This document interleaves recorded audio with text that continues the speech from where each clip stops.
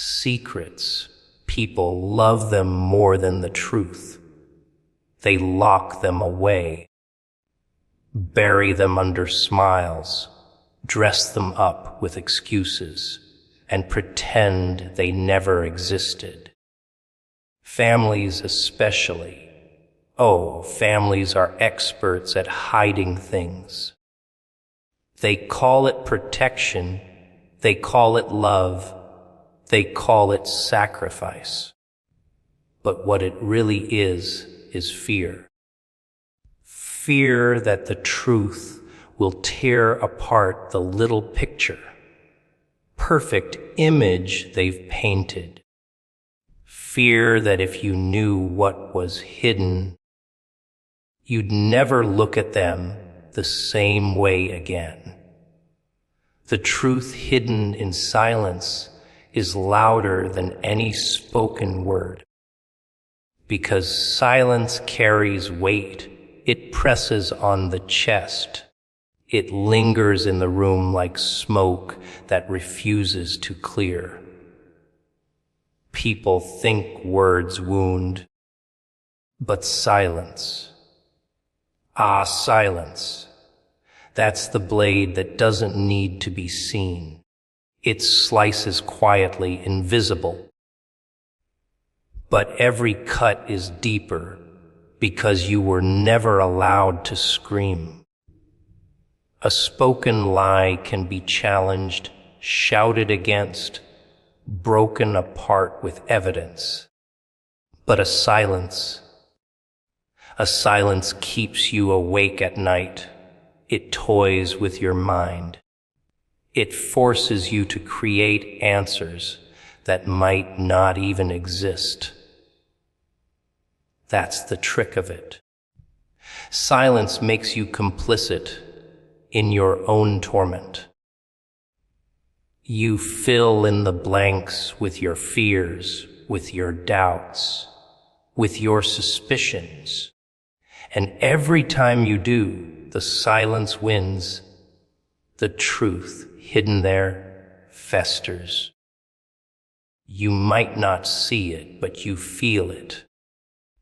It's in the way someone avoids your eyes at the dinner table, the way conversations skip over certain names, certain places, certain memories. It's the way laughter feels forced when something is mentioned, the way the air thickens, the way time itself feels interrupted. You're told nothing, yet you know everything, not in detail, but in sensation. Your body knows when you're being lied to. Your gut knows when something is wrong. And that silence, it screams in frequencies too high for comfort. And you, trapped in it, start to hear echoes of things never said. Start to imagine voices that were never raised. Start to see truths that hide behind curtains of denial. You see, silence has a personality. It's not passive, it's aggressive. It's cunning, sharp, cruel. It plays with you, toys with you, grins at you while you choke on the absence of words. And what makes it unbearable is that no one else hears it. To them, it's just quiet. To you, it's thunder. To them, it's nothing. To you, it's everything. Because the silence in which truth is buried never dies. It lives, it grows. It breeds monsters. You begin to mistrust every smile, every gesture, every so-called moment of love. Because what is love if silence hides beneath it? What is care if secrets rot behind it? What is family if silence is louder than connection? And so, the truth hidden there becomes louder than a confession.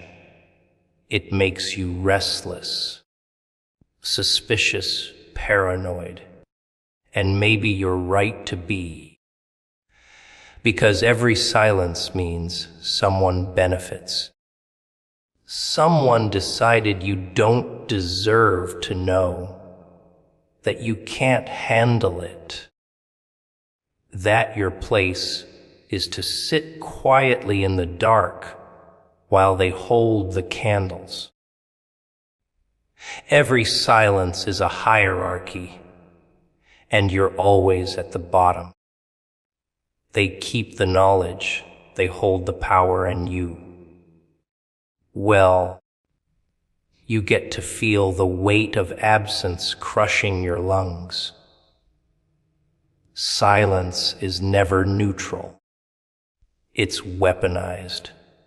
It's ammunition. And you, whether you like it or not, are the target. But here's the irony: silence never really keeps the truth hidden. It only delays the inevitable. The truth, no matter how deeply buried, always finds its way through. Maybe it shows up in a slip of the tongue. Maybe in a look someone wasn't supposed to give. Maybe in documents left behind, or whispers that leak from careless mouths. And when it arrives, when it bursts through the dam of silence, it's not gentle. It floods. It consumes. It screams with all the force it was denied before. And then you realize something. They were never protecting you by staying silent. They were protecting themselves. And that silence, which once felt like a blanket, turns into a blade against your throat. So yes, the truth hidden in silence is louder than any spoken word. Because a word you can argue with, a word you can destroy, but silence you can only feel. It rots you from the inside. It claws at your sanity. It laughs as you search for answers in shadows. It grows. It echoes. It becomes a second voice in your head, whispering in the dark, reminding you that something is missing, something is wrong, something is being kept from you. And in that whisper, you realize the silence has been speaking all along. It's just that you weren't ready to hear it. Secrets are the sharpest chains, not because they're made of steel, but because they're invisible. You can't touch them. You can't break them. Yet they bind tighter than any prison cell. When someone hides something from you, it isn't just a fact being tucked away. It's a decision, a declaration that you are not worthy of the truth, that your role is to walk blindfolded through a maze they designed. And the cruelest part, you don't even know the walls are there until you slam into them. That's the brilliance of secrets. You are trapped without realizing it, walking in circles while others laugh at how clueless you are.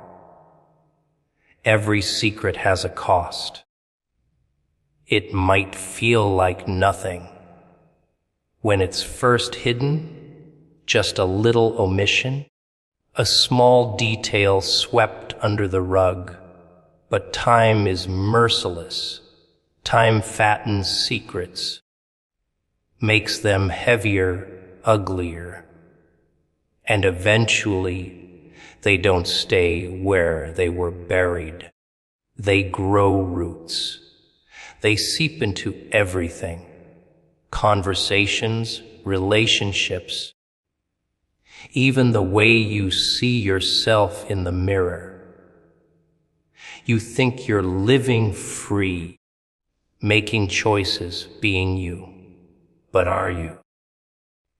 Or are you dancing to the rhythm of something you were never told?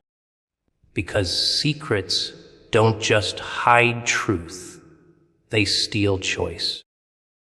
How can you decide who to trust, who to love, what to believe? If half the story is being fed to you through a filter designed to control, that's the tragedy. Secrets aren't silence, they're manipulation. They're the hand pushing you one way, while the truth hides in the shadows. And the one who holds the secret becomes your puppeteer. They decide the script. They decide the limits. And you're just an actor reciting lines without knowing the ending. They convince themselves it's for your good. Or maybe they don't bother justifying it at all. Maybe the thrill of holding power is enough, because secrets always serve someone, and that someone is never you. The mind, though, isn't stupid. You think you don't know, but deep down you do. Your instincts pick up the gaps. Your body senses the holes. You notice the hesitation in their voice, the way certain topics are avoided, the way their eyes shift when you come too close to the truth. It eats at you, and that's when paranoia blooms. Not because you're crazy, but because you're closer to the truth than they want you to believe. The secret becomes a ghost that follows you everywhere, whispering just behind your ear, "You're missing something. You're missing something." And you start to wonder, is my life even mine? Or is it theirs? Shaped by what they allowed me to see, what they permitted me to know. And here's the most deliciously cruel part: secrets rot love. Because love without honesty isn't love, it's performance.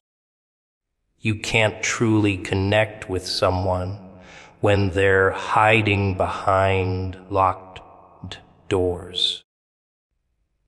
You can't truly trust them when you sense a piece of the puzzle is missing.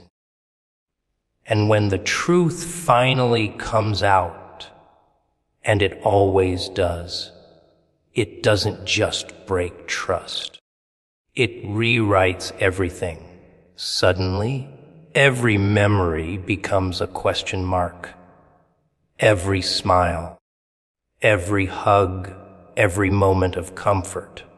Was it real? Or was it tainted by the secret they carried?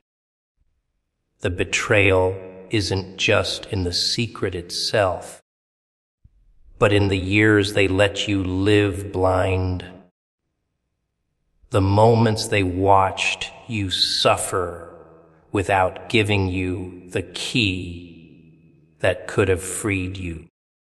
But secrets have another edge sharper than betrayal. They create cycles.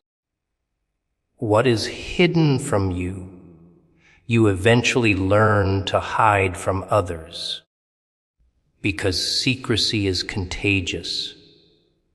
Once you've been silenced, once you've been manipulated, you learn the game, and suddenly, you're not just the victim, you're the player.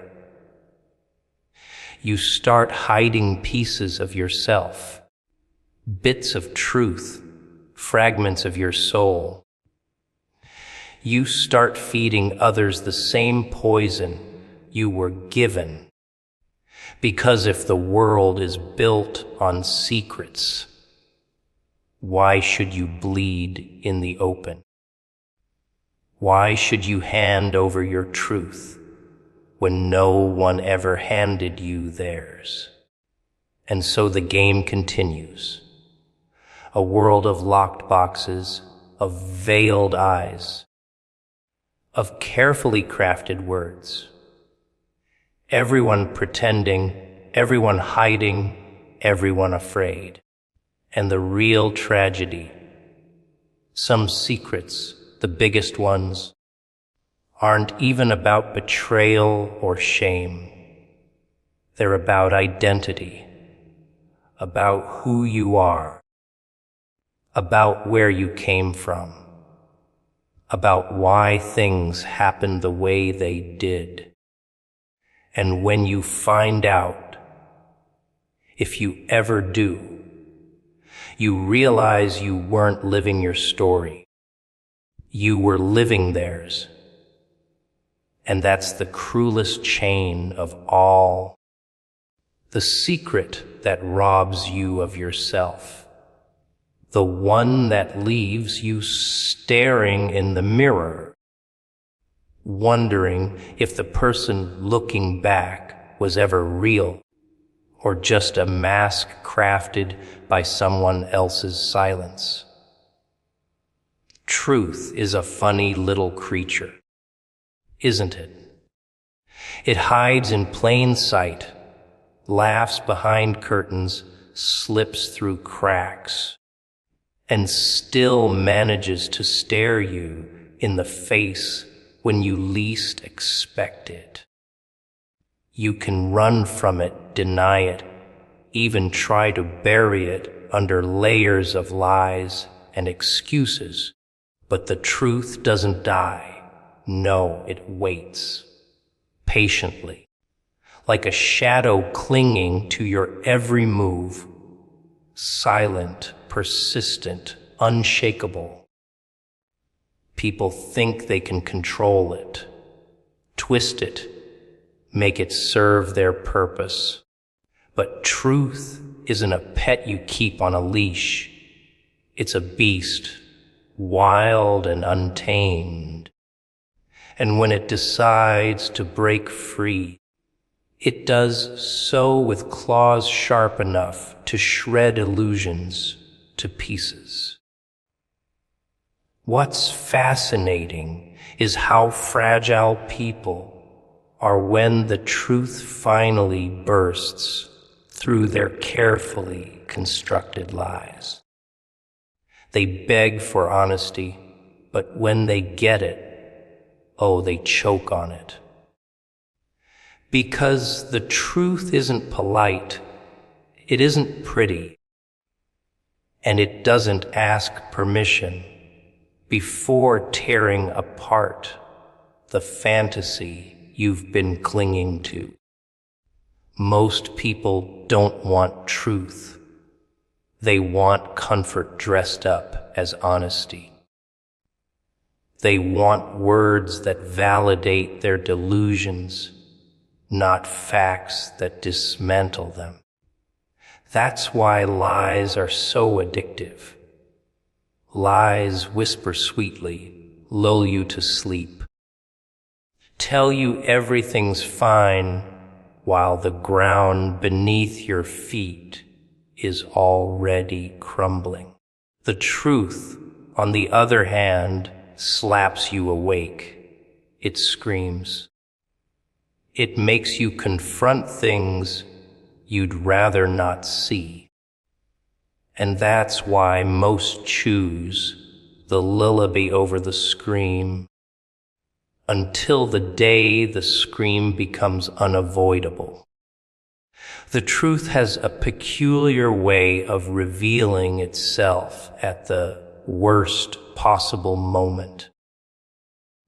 Just when you've convinced yourself you're safe, that the mask is secure, that no one will notice, boom, it shows its teeth. And the fallout isn't just about the fact itself, but about the lies that led up to it. That's the real sting. People can stomach harsh facts, but what shatters them is realizing how long they've been played. The betrayal isn't in the truth. It's in the time stolen by lies. Every smile that wasn't real, every word built on a false foundation, every choice they made without knowing the full story, it all burns at once. That's the explosion. That's the chaos the truth brings when it finally breaks free. And it always does break free. Secrets can be hidden for years, decades even, but the truth has patience that outlasts lifetimes. You can bury it under guilt, fear, shame, manipulation, but eventually it claws its way up like weeds breaking through concrete. You'll see it in patterns, in coincidences that don't quite line up, in slips of the tongue, in the restless feeling that gnaws at your gut when something doesn't make sense. Truth doesn't vanish. It stalks, and it loves the irony of timing, revealing itself when you least want it to, when the damage it causes will be the most devastating. The strange thing, though, is how liberating the truth is once the initial sting wears off. It's chaos, yes, but it's also clarity. Lies create cages, invisible ones that keep you running in circles, unsure of what's real and what's fabricated. But the moment truth steps in, brutal and unforgiving, the cage shatters, and freedom, real freedom, comes at the cost of pain. That's the paradox most can't handle. You can't be free without first being broken. And truth is the hammer that does the breaking. But here's the darker side. Not everyone can survive it. Some people spend their entire lives begging for the truth, but when it arrives, it crushes them. They'd rather retreat back into the comfortable lie than face the razor edge of reality. They stitch the blindfold back on, pretend nothing happened, and keep stumbling through the maze because it feels safer than standing in the open field of clarity. The truth sets you free, yes, but it also destroys everything you thought you knew. And most people aren't strong enough to build again from the ashes. And yet, truth doesn't care. It doesn't need your permission, doesn't wait for your readiness, doesn't care if you're strong enough. It simply is indifferent, eternal, and in its merciless light, you either rise or crumble. That's why the truth is feared more than lies, more than pain, more than death itself. Because once you see it, really see it, there's no going back. Power, what a delicious illusion. Everyone thinks they want it. Everyone thinks they can handle it. But power is a trickster, a shapeshifter, a shadow that plays by its own rules. People chase it like moths to a flame, blind to the fact that the very thing they crave is the same thing that will consume them. Power doesn't make you free. It binds you tighter. It doesn't elevate you. It paints a target on your back. The higher you climb, the more fragile you become, because power isn't about strength. It's about exposure. The moment you have it, the whole world waits for you to fall. And oh, how they love to watch a fall. What most don't realize is that power doesn't really belong to the one who holds it. It belongs to the crowd, to the whispers, to the fragile belief of the people who decide, for a moment, that you're worthy of obeying.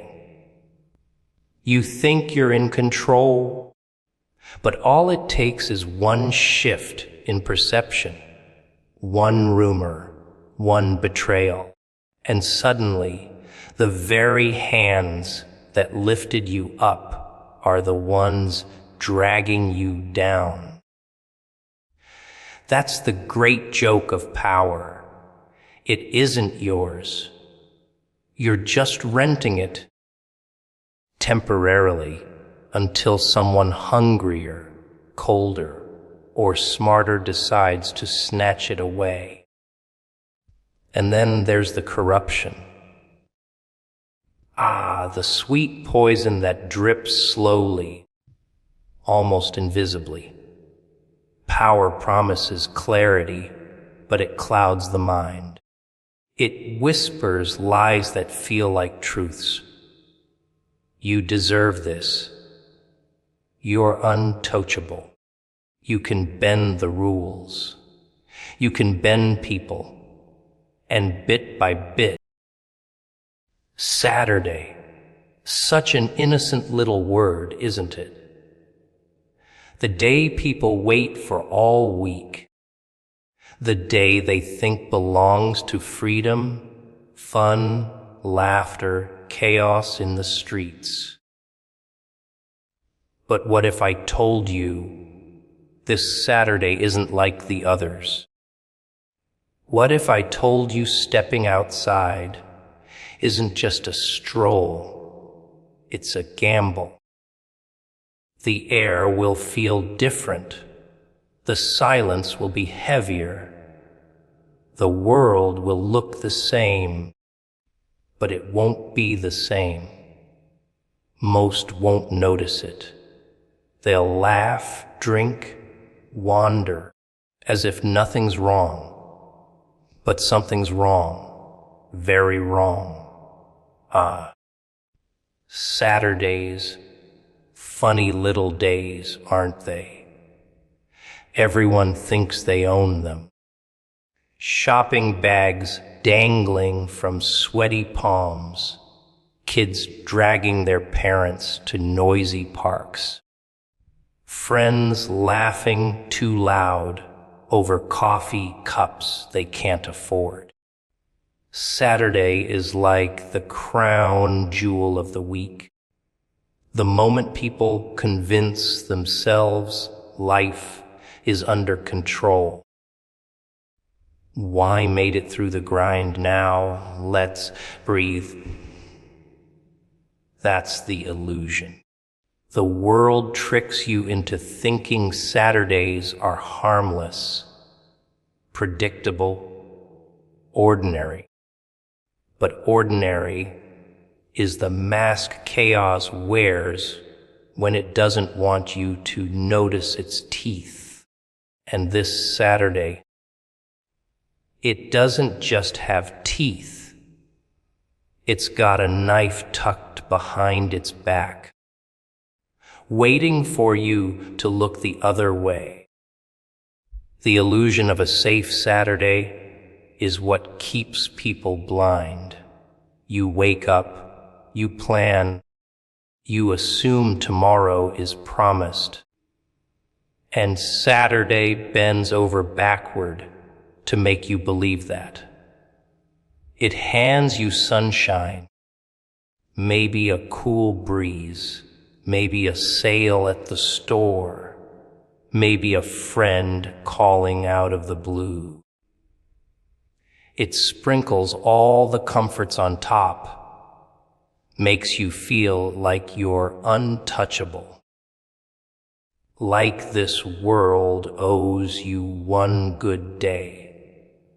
And that's when you're at your weakest, when you stop looking over your shoulder, when you start believing the lie that life plays fair. That's the moment the curtain gets pulled back and you realize it's never been about comfort. Saturday has always been the day of distraction. Think about it. When do people get the loudest? When do they drink more, eat more, spend more, laugh louder than they usually do? When do they pretend the storm outside doesn't matter? Always Saturday. Because deep down, they know Monday is waiting, lurking in the shadows, grinning with its sharp edges. So they pretend Saturday is their escape. They give in to the illusion. They let their guard down. And when you're not paying attention, that's when the world likes to strike. Now, some people will scoff. They'll hear the warning and laugh. They'll roll their eyes, saying, "It's just another Saturday. What's the big deal?" That's the beauty of it. The trap works best on those who mock it. The ones who think they're too smart to be caught off guard. But life has a cruel sense of humor. It doesn't care about your confidence. It doesn't care about your routines. The moment you start thinking nothing can touch you, you're already standing in the middle of the crosshairs. The illusion is not just about the day itself. It's about the people who live inside it. Saturday is a test of perception. Are you going to treat it like every other day, walking blindfolded through the minefield?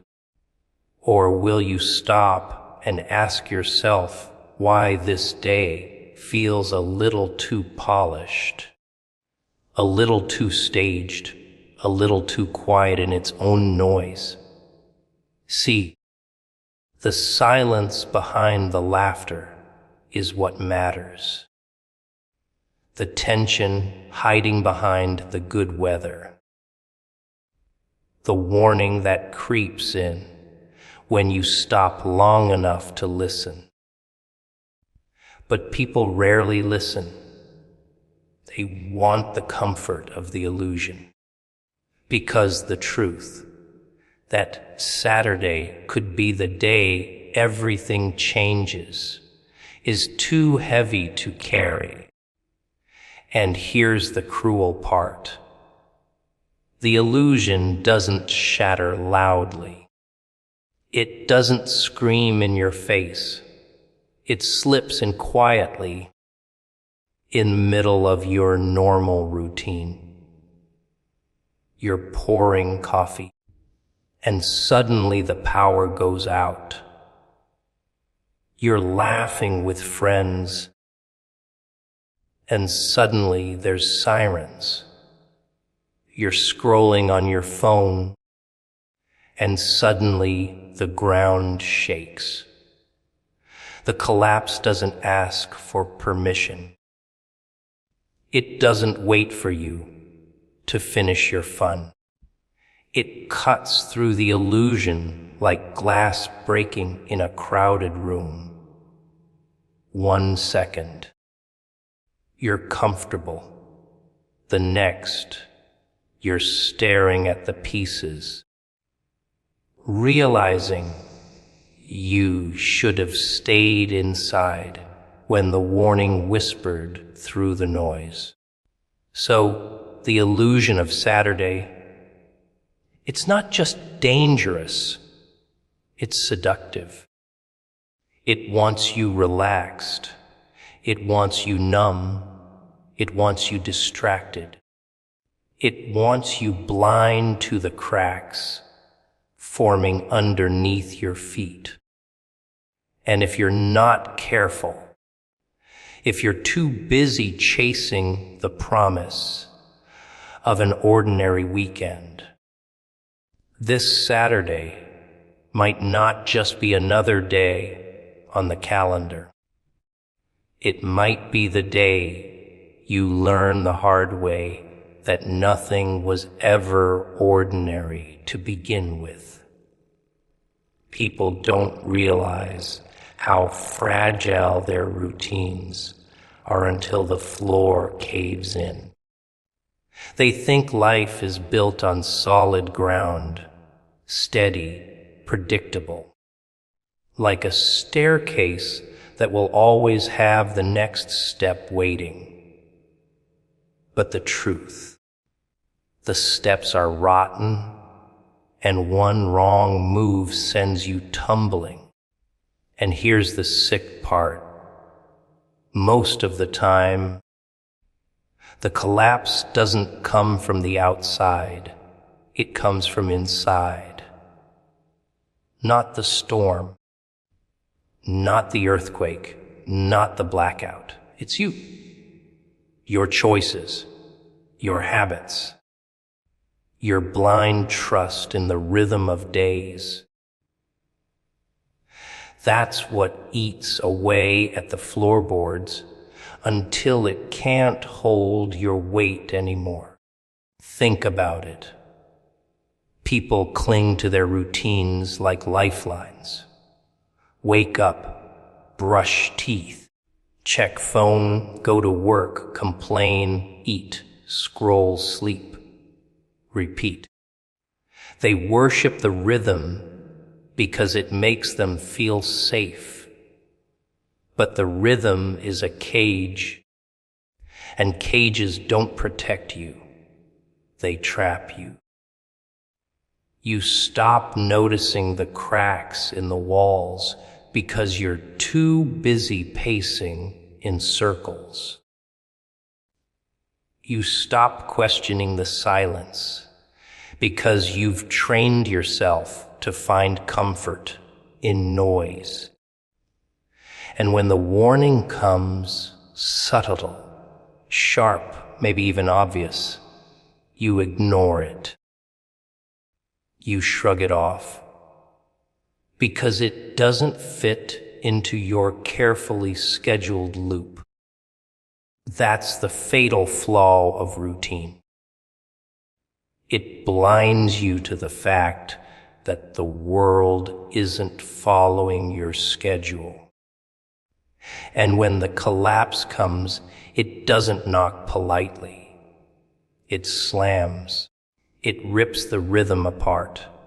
Suddenly, you can't reach for your phone because the signal's gone. You can't flip the light switch because the power's dead. You can't drive to safety because the roads are blocked. Everything you thought you could count on vanishes, and you're left staring at yourself in the dark. That's when the truth drips in. You never had control. You only had the illusion of it. People like to believe they'll rise to the occasion when disaster comes. They tell themselves, if things fall apart, I'll figure it out. I'll fight. I'll survive. Lies. If you can't handle being uncomfortable for a single day, skipping your morning coffee, losing your Wi-Fi, walking through the rain without complaining, how do you think you'll handle the world cracking open? If the smallest inconvenience makes you crumble, what happens when the real test shows up? You see, collapse isn't just about buildings falling or systems breaking.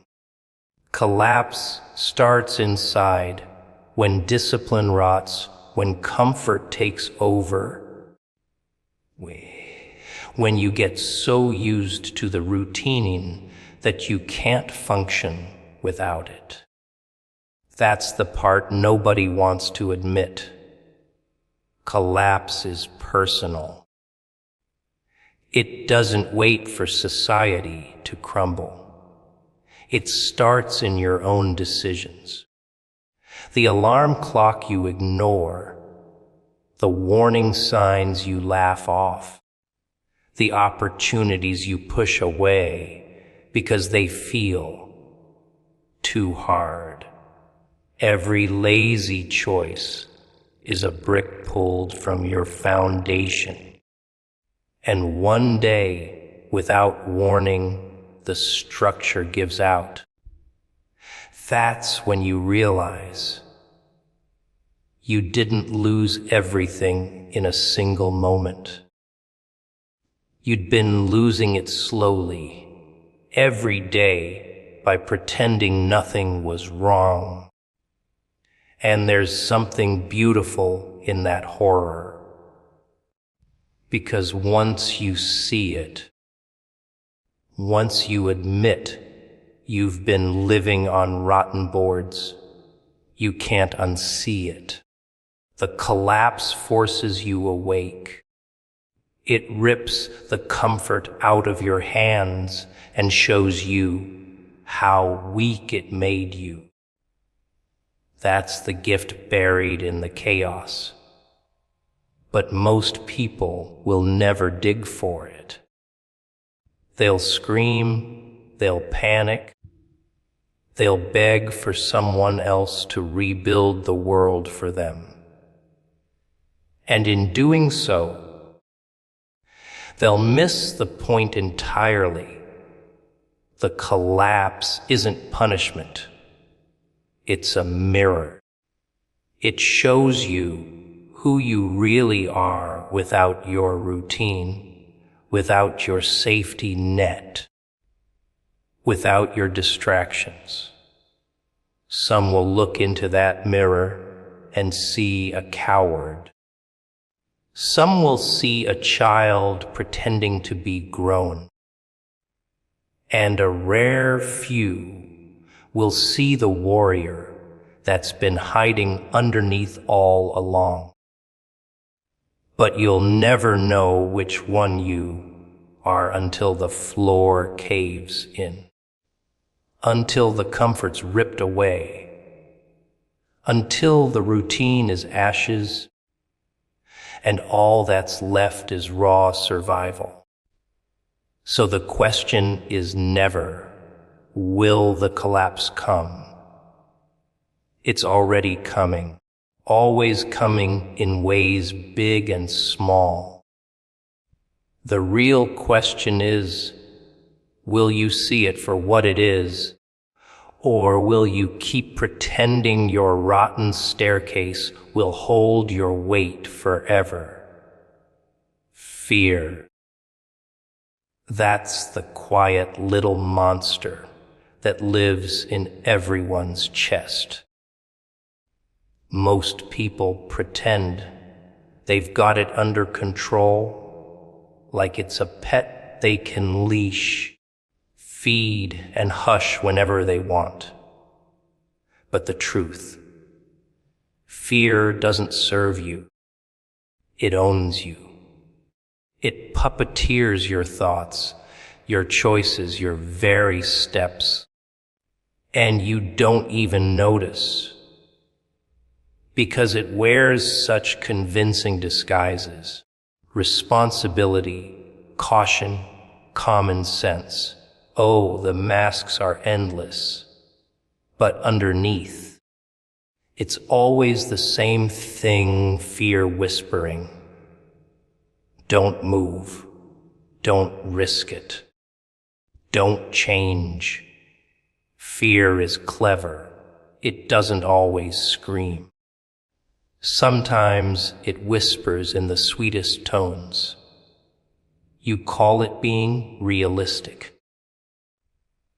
You call it waiting for the right moment. You call it protecting yourself. But strip away the pretty names, and you'll see what it really is.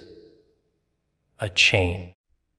A chain you wrap around yourself day after day, until you can't tell whether you're locked inside or you're the one holding the key. And the funniest part, most of you polish those chains, proud of them, proud of the weight that keeps you from ever leaving the ground. Think about all the chances you never took, the words you never said, the doors you never opened. You tell yourself you were being smart, careful, patient, but deep down, you know, it was fear. Fear told you it was safer not to try. Fear told you failure would kill you. Fear told you the unknown was worse than the prison you already lived in, and you believed it.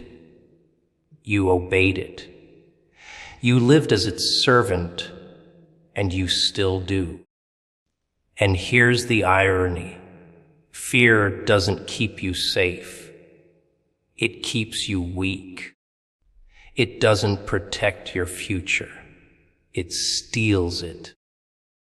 It's a thief that robs you without you noticing, taking little pieces of your soul each time you say no to the thing you should have done.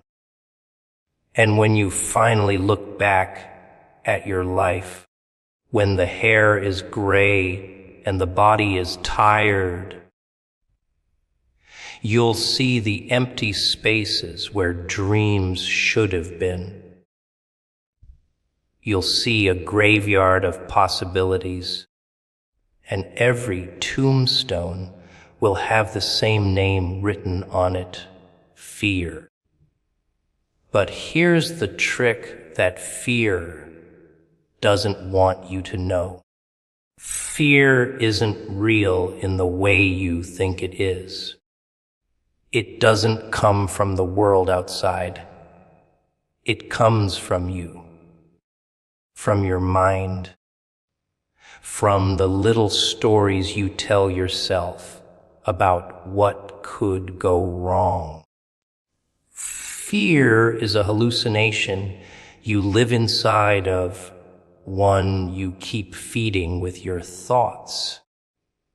And the second you stop feeding it, it starves. The second you step toward the very thing that terrifies you, the illusion cracks. And on the other side of that crack, power that's been locked away, waiting for you to stop shaking long enough to claim it.